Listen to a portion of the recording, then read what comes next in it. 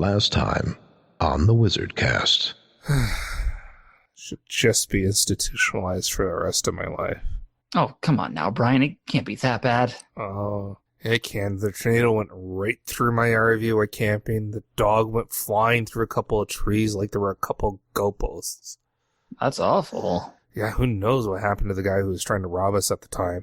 Afterwards, I cashed in my retirement and my kids' college fund so I can invest in my own startup. Oh, cool. Well, startups are cool. What was it? I was refitting a hot dog cart to be a mobile Salesforce administrator platform, so no longer will you be tied to your desk.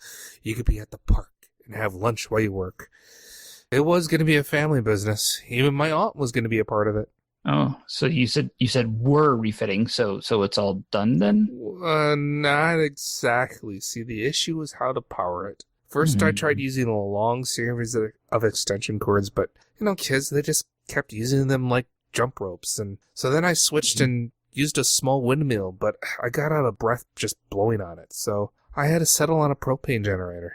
That seems reasonable. Except I spent so much money on the duck fans. Wait, duck fans? I couldn't keep huffing and puffing into the windmill, so I bought a refurbished propane generator, and it must not have been up to factory quality because it exploded and it sent the cart up into the air until it was just a tiny, shiny aluminum speck.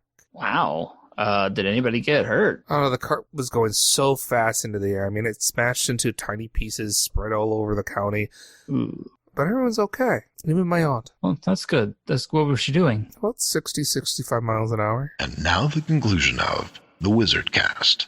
I'm Brian Kwong. And I'm Mark Ross. We're Salesforce experts that love talking about technology and Salesforce. We also love humor. Doesn't mean we're actually good at it. In the Salesforce community, I'm known as the Salesforce Wizard, likely due to me wearing a wizard hat at Salesforce events. And I'm known as Salesforce Yoda for pretty much the same reason. You should see the ears. We have a passion to help educate and entertain people. So we've joined forces to create WizardCast. We've got tips and best practices. We talk with interesting people. All mixed with quote-unquote jokes and humor. Welcome to the WizardCast.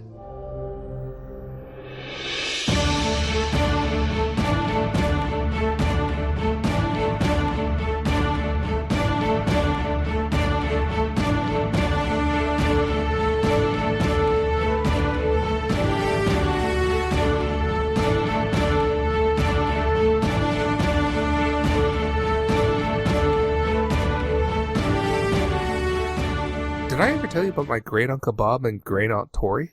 It's Brian's family day today on WizardCast. No, Brian, you haven't. Well, my Aunt Tori was a chef, and my Uncle Bob had a short but memorable career as a chicken farmer. Odd. Why was it short-lived? Well, Uncle Bob's chicken farm was really a glorified hot dog cart. I'm sensing a theme in your family's business ventures. Yeah, and see, during a thunderstorm one night, a thunderstorm just came flying through, and the cart went flying into the air.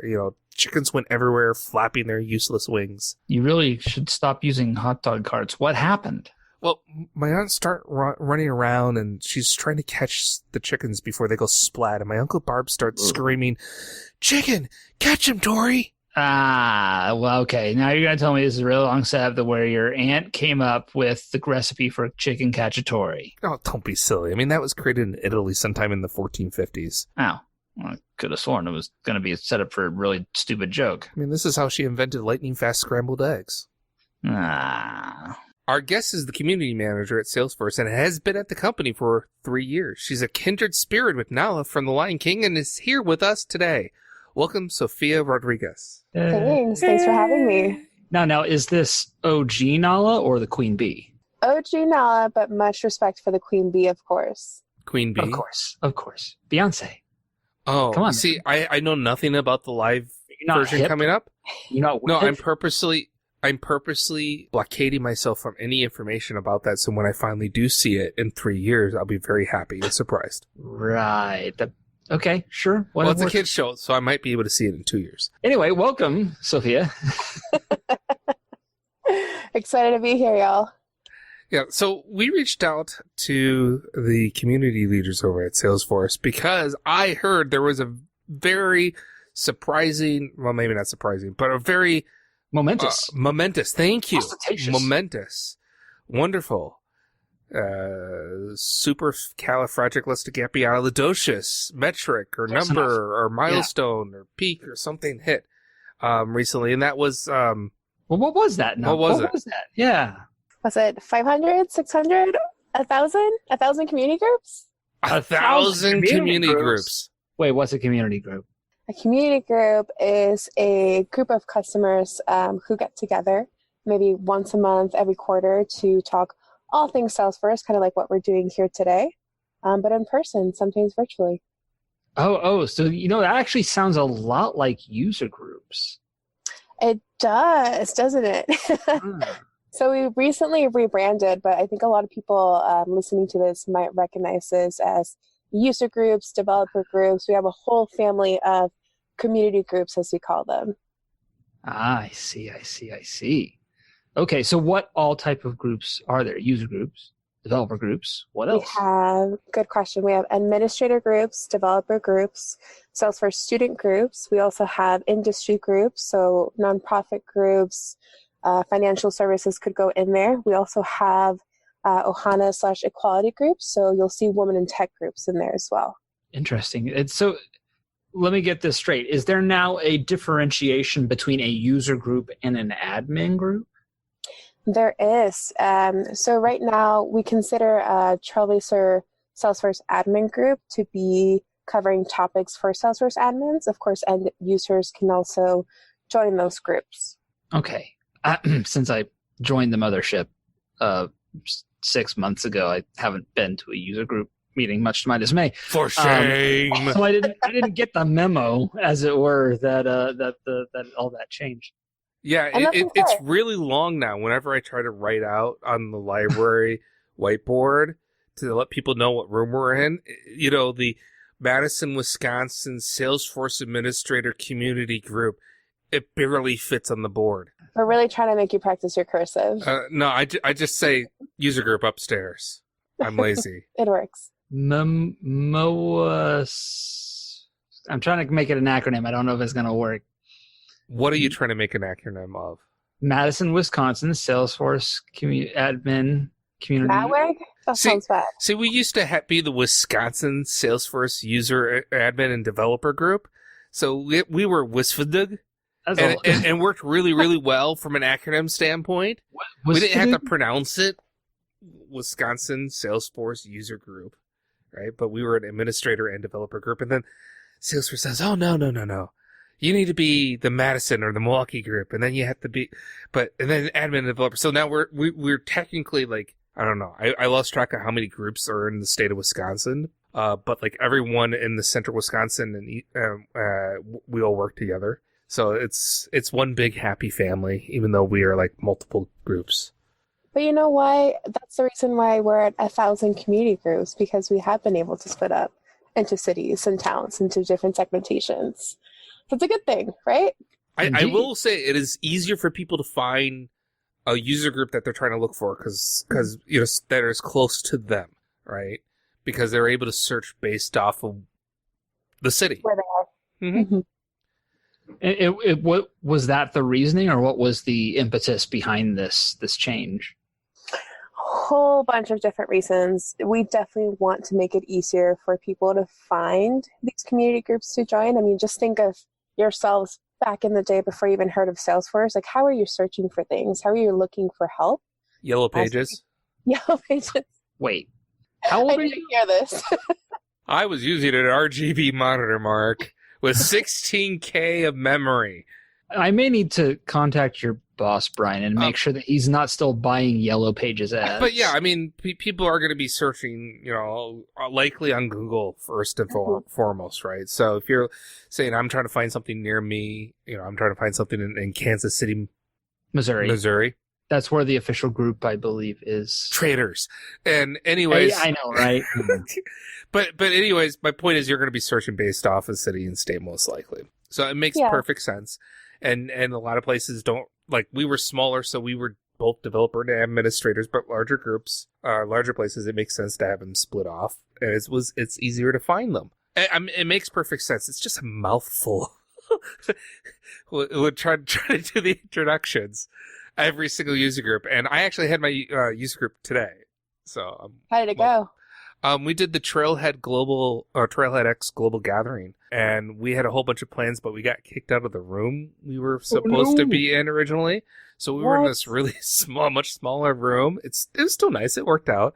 But yeah, we had a lot of fun. We came up with a game to give away the $200 certification voucher that Salesforce was nice enough to give us. Ooh. And that game, we didn't tell people what it was.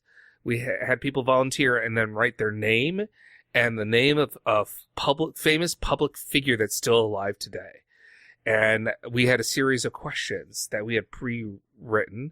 And so each person came up and we pretended they were in the elevator with whoever they wrote down as their famous figure and have that person ask them a question like, what is a Salesforce administrator? What's the cloud? What's CRM? Things like that people who are not tied into the Salesforce ecosphere ask all the time. And they had 30 seconds to answer. And then at the end of it, we had everyone basically vote who thought they did the best job in those 30 seconds, and that's the person who got the voucher. And the people who participated got other prizes instead. Oh, I like that. It's a little bit of like a demo jam setup, but you're finding out elevator pitches about different roles and also who they like. Yep. It was pretty hilarious because Squire Kirshner, who's the co-leader in Milwaukee, was doing a terrible job impersonating all these people. And it was really funny because he was like, I don't know how to do Elon Musk. And I'm like, you're not doing any of the other ones. You didn't do Michelle Obama. Just do Elon. Hi, Squire. Just start talking crazy about robots and Mars. That's basically what it did. Do you drive an electric car? No. Okay. Do you drive in space? Yeah. User groups are a lot of fun. And they're very educational, very knowledgeable. It's one of the reasons why I have been a co-leader for, I don't know how long I've been a co-leader. A while. Shoot, what is it, 6, 7 years?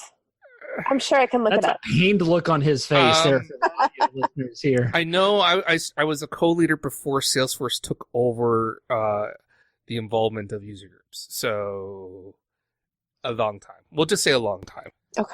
Yes. Long time ago.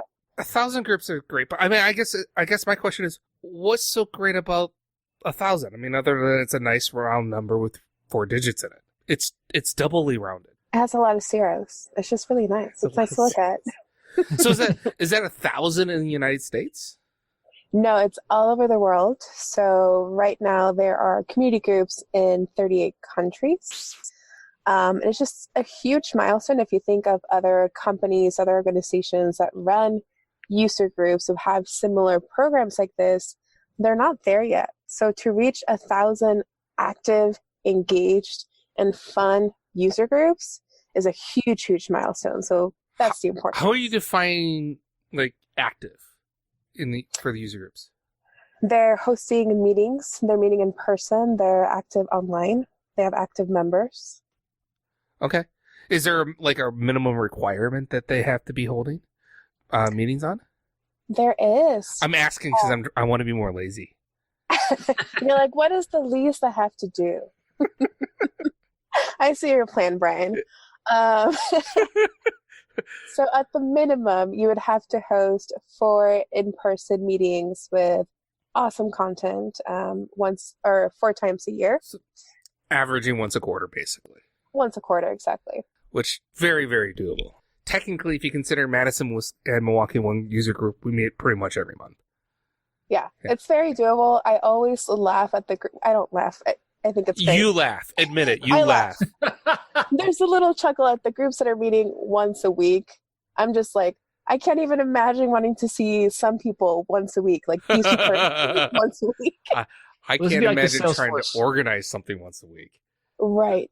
Those would be like your Salesforce Saturday groups, right? Or are there genuinely like user groups? Is Salesforce Saturday considered a community group? So it's not. Salesforce Saturdays is an awesome initiative that Stephanie Rivera started, and it's blown up all over the world. We definitely support it. Think they're doing great things, but it's not an official community group. Ah, I did not know that. And I know I made a remark that I've been doing this longer than or before Salesforce quote unquote took over. But that doesn't mean these user groups are run by Salesforce, right? Not at all. And that's the magic of it, that they're not run by Salesforce. We definitely support these groups in any way that we can, but they are customer run, customer led. Right. Which is very unique, which means especially for your locality, those user group people who are running it are paying attention to what the people who are attending are interested in, are going to curate as much of the content as possible to them, to the user group. So, which is a lot different than, say, I don't know, attending a Salesforce webinar. Right. Or going to Dreamforce or Trailhead DX or a World Tour event. Which you should do anyways. You should. You should. And you should also go to community conferences that are also blowing up all over the world. Yeah. So for maybe the small majority, because I'm hoping most of our listeners know what a user group is and hopefully attend theirs. If this is the first time they've ever heard of a community group, why should they go? Oh boy, so many reasons. Go because it's something that is run by customers for customers, people just like you. Go because it's where you're going to learn what you actually need to learn. You're going to learn the newest trends. You're going to hear from other community members and customers. You're going to create a network that's not just a professional network, but actually friends. I mean, like Brian, Mark, you guys are actually friends, right? They're shaking their head, but they're friends. We get along. We tolerate each other. We're more like brothers at this point. Yeah. Yeah, it's a little bit scary. But Mom loves me best. Hi, Mom. I would so punch you in the gut right now. But you're absolutely correct. The networking aspects of user groups are wonderful. That's actually how I have my current job. Like, I met the person who runs my company. I met him at a user group, and I think I talked to him for like 2 years before he decided to hire me. But we met at a user group. We coordinated, and we ended up doing a Dreamforce session together because we met at a user group. And if the user group didn't exist, I probably wouldn't be doing what I was doing today. Ditto. I actually met my boss for my first major Salesforce only job, because I was one of those also admins for a year. And so when I broke out and decided to get my own job, or a full-time Salesforce job, I met the people through the user group.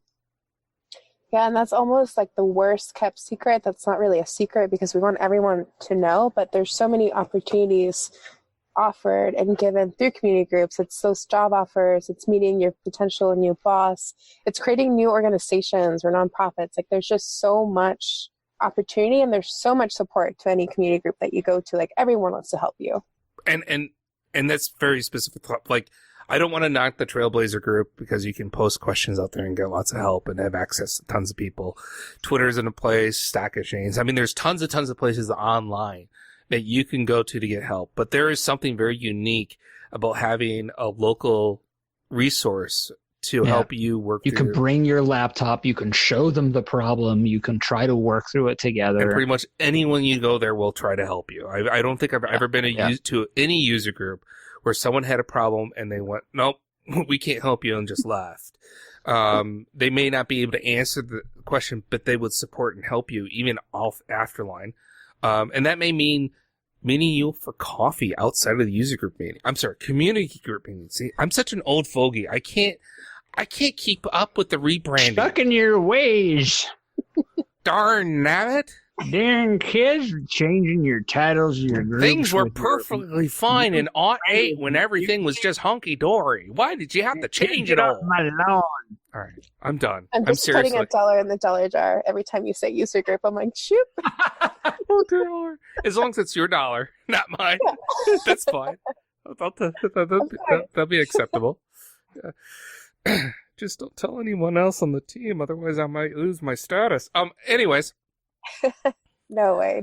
So those are all really great reasons to join a user group. What if you go and you try to find a user group, and you type it in Google, you don't find it? Is there another place you should be looking? Yes, 2 really good spots. You can search online through the community, trailblazer.salesforce.com. Search on featured groups. You get to that through the collaboration tab. Or this one's way easier to remember. go to trailblazercommunitygroups.com, and then you can search by where you're currently located. Okay, that's great. And what if there's nothing there? Oh, I love that. What if there's nothing there? Get us to 2,000 community groups. Yeah, you could start your own, right? Yes. So, do you need to be an expert at Salesforce? Like, if I want to have an administrator group, do I need to be have all those certifications, being on all the super badges, be an expert on being a Salesforce administrator to start a group? I'm shaking my head now. No, yeah, you the don't audio need to... format. You don't need to be an expert. I think this is something that's so valid, and it might throw off a lot of people from even applying to start a new community group.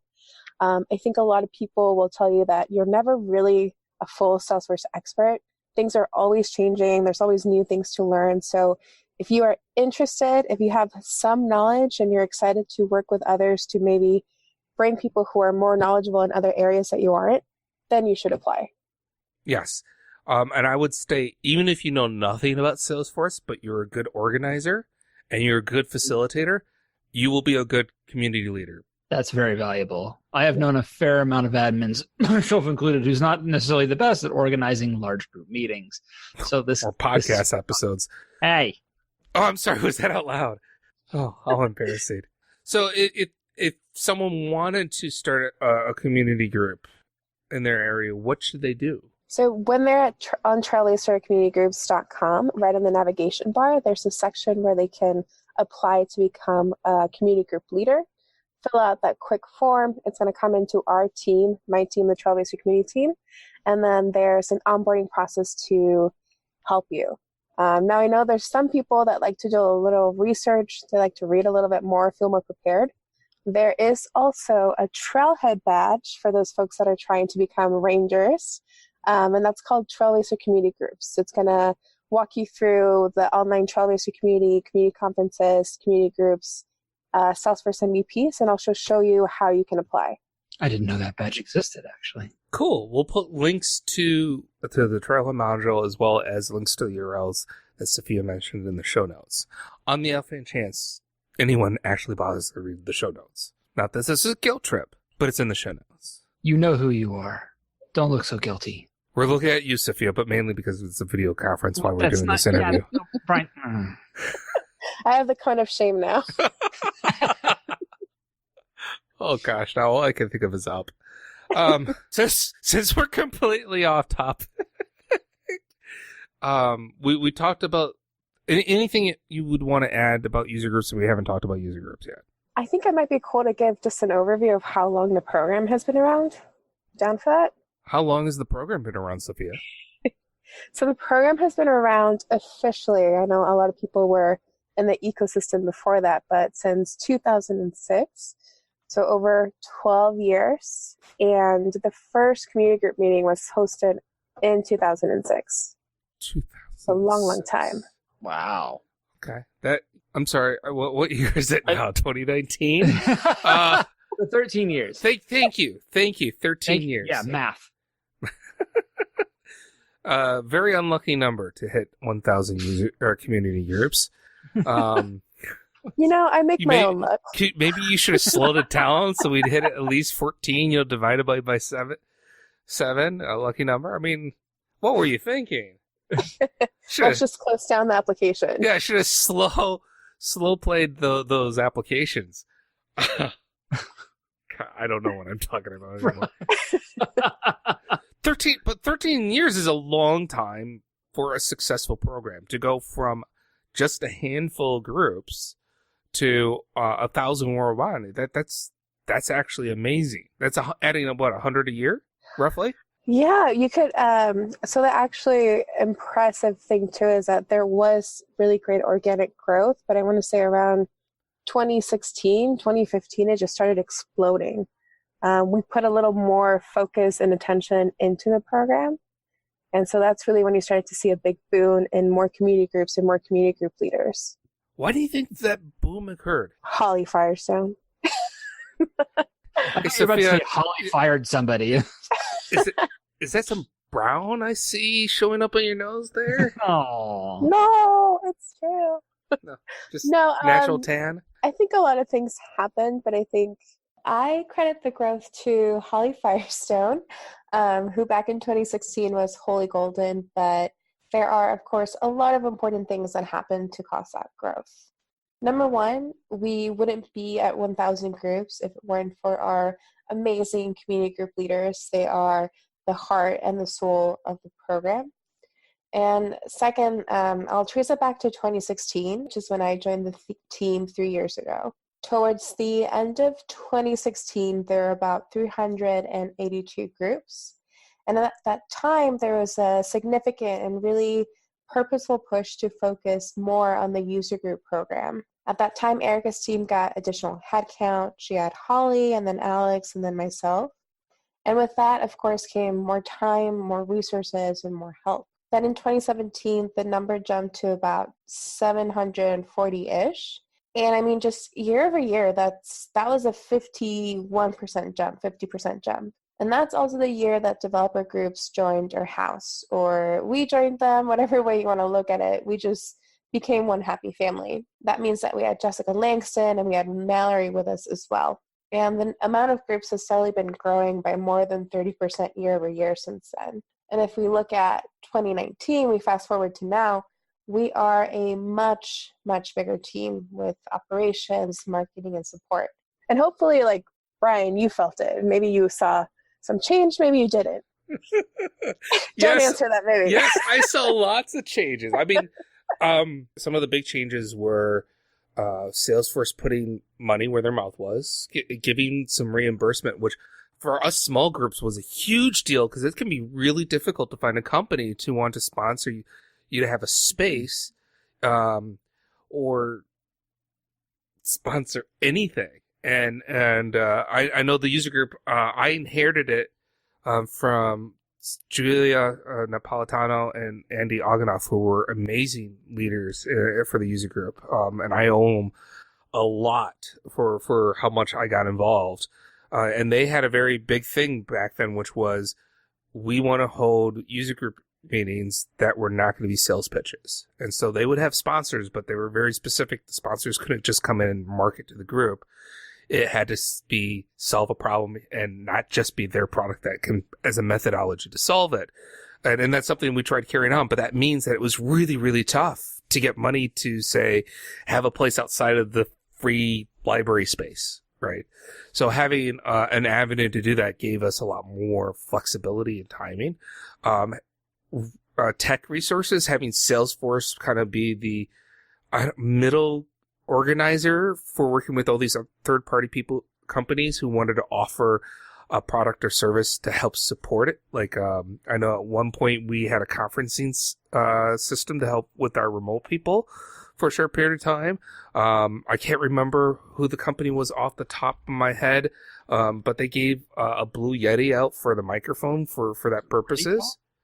It might have been Ready Talk. Mm-hmm.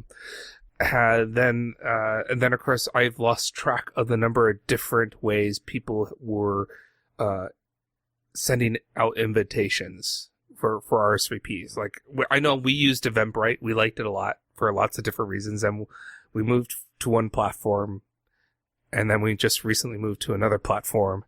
But at least now we're all using the same thing, for better, for worse. But yeah, I mean, we weren't involved in having to go out and figure all that stuff out. So now, if we were coming on as a new user group leader, it's almost like a little package that gets delivered to you to say, well, this is how you are going to go and do your RSVPs. Here's the imaging files that you can use. Here's all this. It's almost kit-like. So it's only for those of us who've been doing this for, it seems like, ages, that, you kind of go, I had so much freedom and control way back in the day, but at the same time, I had no money to do anything. You do everything yourself. Yeah, we had to do everything ourselves. Like, I remember I went to one user group where everything they did was sponsors, and it was basically like doing an hour-long demo jam of one sponsor every meeting.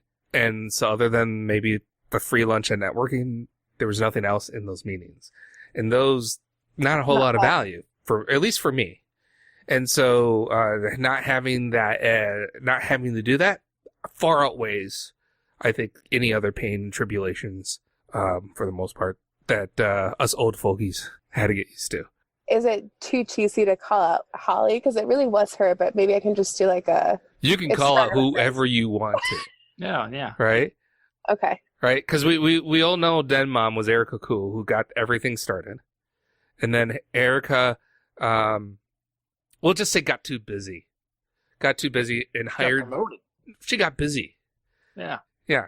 And so she hired someone named Holly, who has changed her name. I think she claims it's because she got married, but I personally think it was because she's on the lam. She did something horrible someplace, and so she's disguising herself by changing her name. I like that story. That's mainly because Holly won't come on the podcast yet. You're just creating like a great backstory for her when she does come on the podcast. Yes, that all about terrible backstories. I'm building a mystique. I completely forgot to add the line for your introduction that you prefer long-haired cats, but only if they're completely shaved. Completely shaved. In short, you may credit whomever you want to credit. Okay. So, reset. Go ahead. We were talking. Hear that, Holly? Sophia needs a raise. Make it happen. And then you need to come on the podcast. So is there anything about community groups in general that you would like to share that we haven't shared on? And if not, that's fine. Is there anything else you would like to talk about? I'm wondering if you think it's worthwhile to just provide an overview of the different programs. Like when we talk about the Trailblazer community, I think a lot of people think that's every customer, but what does it mean to be a part of the community? And then there's like Salesforce MVP program, community group program, student group program, Trailblazer Connect. Then there's like the online community portion of answers and collaboration groups. And I get tired of like doing that pitch all over again because I do it all the time, but I don't know if people... As someone who just found out what Trailblazer Connect was today... what's Trailblazer Connect? Job marketing networking specifically for Salesforce type jobs. Yep. So, yes, we should talk about that because that's pretty new. That was a Trailhead DX announcement, if I recall. Yes. Pretty brand new. And they started off with their mentorship program. That's what the big announcement was at Trailhead DX. But they've been doing career fairs and events for a while now, and also talent exchange through Trailblazer Connect. So it's all here with like placement opportunities. Where could someone find out how to get to Trailblazer Connect if they want to participate, either as an employer or someone who's looking for work? If someone wants to find out more, go to trailblazer.salesforce.com/about. All of the programs that make up the Trailblazer community are on there. And what you want to take a look at is Mentorship Central. Again, we'll put that in the show notes. Is there something that you do as a community manager at Salesforce that you're so passionate about that you just never get tired of talking about it? Our customers. It's the Trailblazer community. I mean, really the reason why I even applied to Salesforce, and people listening to this are going to laugh at me because I actually didn't know what Salesforce was. Please don't tell anyone. I applied because I heard of the community. I know Brian's like wincing right now. Don't attack me. I'm not wincing. This is amazing. It's not that uncommon, actually. So this is very believable. She applied for a job without knowing what Salesforce was because she heard about the community. Yes. Isn't that, I mean, that's wild. No, that is amazing. That tells me people like Holly and Erica have done their job. They have. I mean, to me, when I was learning about the community industry, I've been doing this for about 2 years before Salesforce. One of the biggest case studies, biggest companies that was modeled as having the best community was Salesforce. And so that's why I started researching, like, what is Salesforce? What is the CRM? What other products do they have? And back then it was called the Success Community.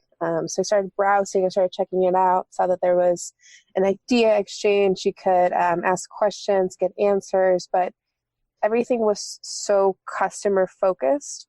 And it really seemed like the company actually cared about their customers, which to me was wild because most of the time, like, companies don't really care. They just see you as a dollar sign. But it seemed totally different with Salesforce. So I applied.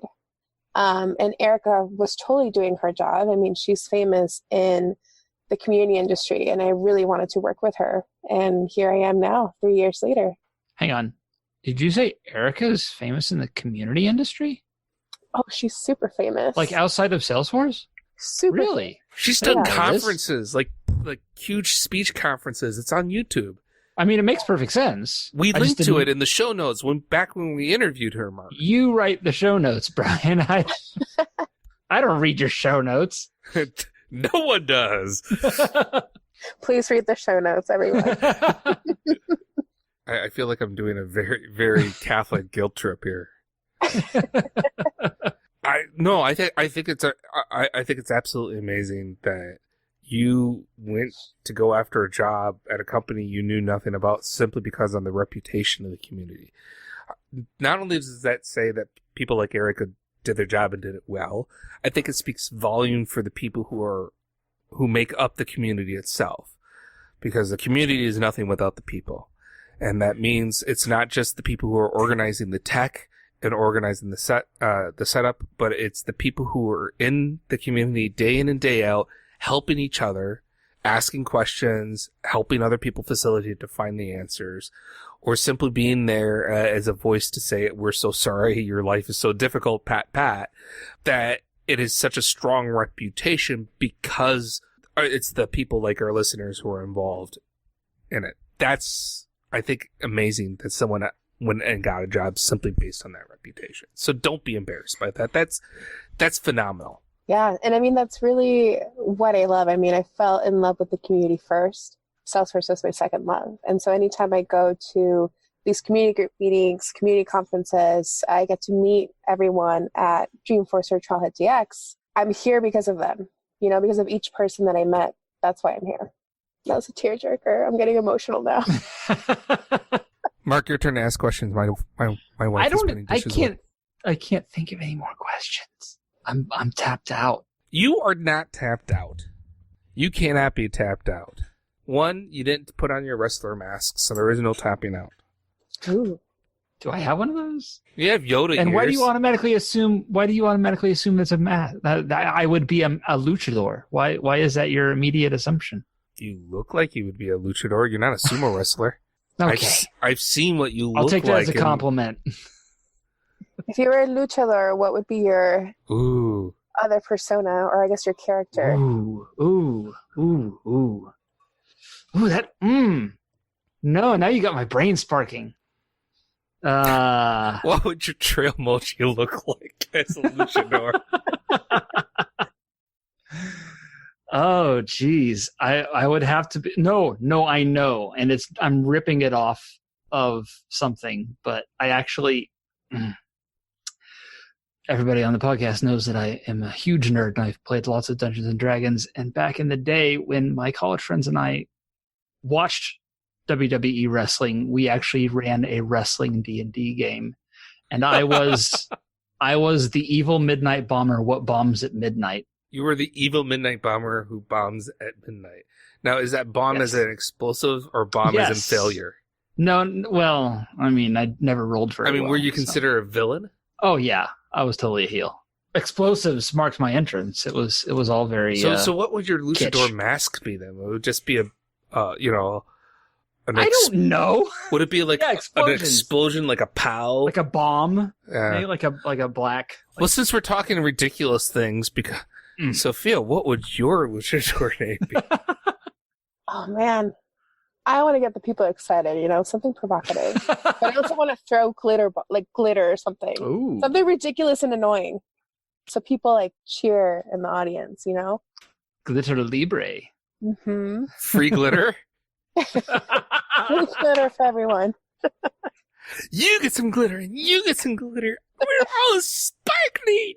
That goes really well with the pyrotechnics, though. Just glitter everywhere. Yeah. What about you, Brian?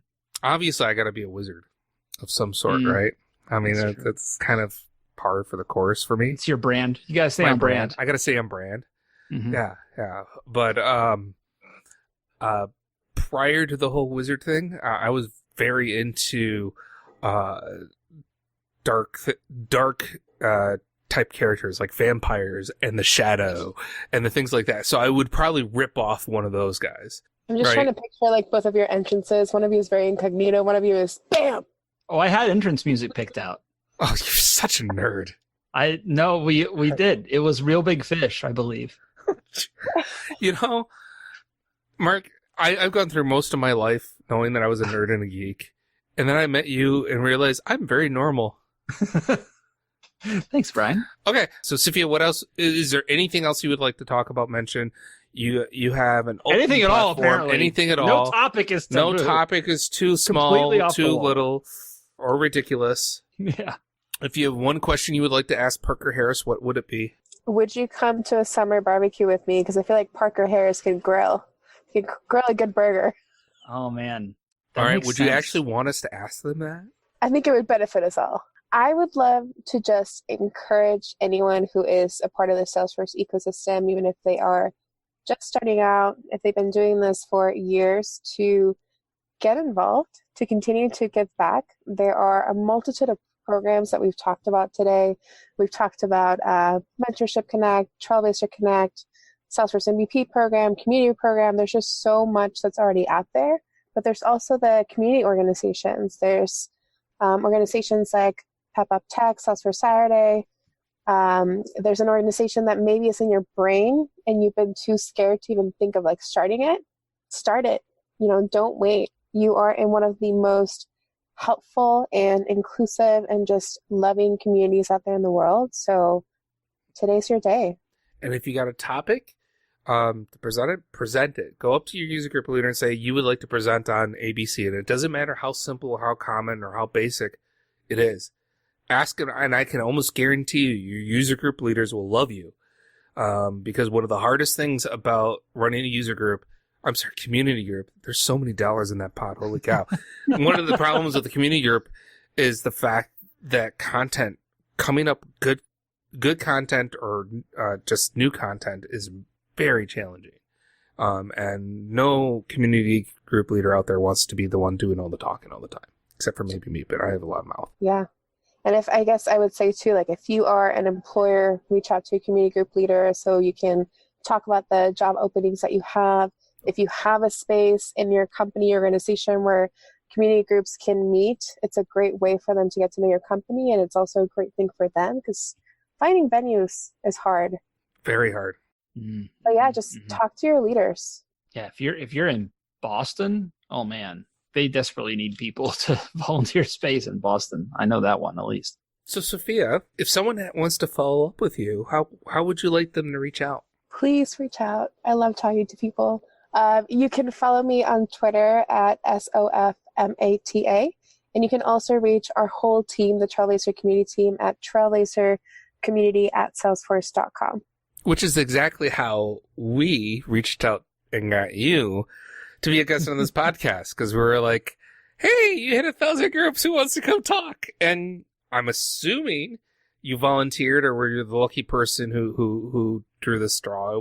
This isn't a punishment, is it? No. Is that why you were brown-nosing with Holly Firestone earlier? Is to try to make up for some terrible mistake, and that's why you had to come and talk on the podcast? I don't know what you're talking about, Brian. Like, it's been my dream to be on this podcast.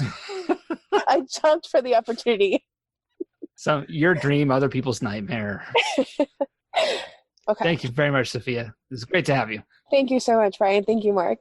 WizardCast is produced by Brian Kwong and Mark Ross, directed by Brian Kwong and Mark Ross, technical administration by Brian Kwong and Mark Ross, script writing by Brian Kwong and Mark Ross, audio editing by Brian Kwong and Mark Ross, website maintenance by Brian Kwong and Mark Ross, and our intern this episode was Becca Miller. That may have been the cleanest version of that you've ever done. Congratulations, Brian. That was great. We're going to repeat that and just replay that over and over again with the exception of the intern.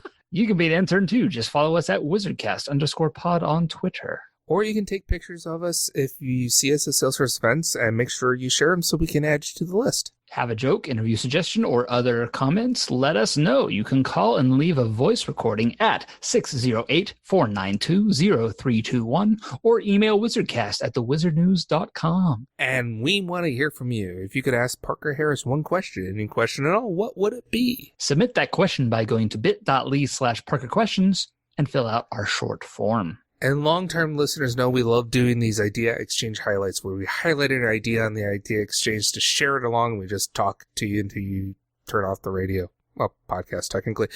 So What idea would you like to hear us blab on about? Go to bit.ly/idea highlight to submit that idea to us. Don't forget to subscribe to the WizardCast and receive our next episode automagically. Please post reviews on Apple Podcasts, aka iTunes, and share this episode. It helps others to hear what you just had to endure. Once again, I'm Brian. And I'm reading this note to remind me that I'm supposed to remind Brian to work on that disaster plan for the 100th episode. Are you reminding me, or are you rhetorically reminding yourself to remind the note? Yes. What disaster plan for the 100th episode? Thanks for listening.